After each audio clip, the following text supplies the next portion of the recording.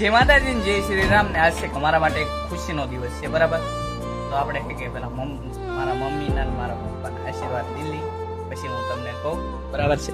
અહીં છે કે મારા પપ્પા બેઠા છે એમના, તો છે કે પપ્પાના આશીર્વાદ લઈ લીધા આપણે પછી કહું કે આપણા માટે ખુશ ખબર શું છે.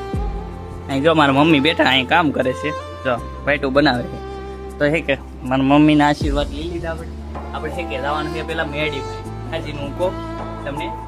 ઓમાં હું જાઉં દર્શન કરવા, બરાબર? પછી આવું ને તમને કહું એ ખુશ ખબર. કોને? મેડીમાન મંદિરે દર્શન કરવા નીકળી ગયા. સાથ અને સપોર્ટ થી માની કૃપાથી આપણે હો ફેમિલી કમ્પ્લીટ થઈ ગઈ છે. આવો ને આવો સપોર્ટ મને કરતા રહેજો ને પાછા આપણે 1000 ફેમિલી થાય એટલે આપણે આવીશું મેડીમાના દર્શન કરવા.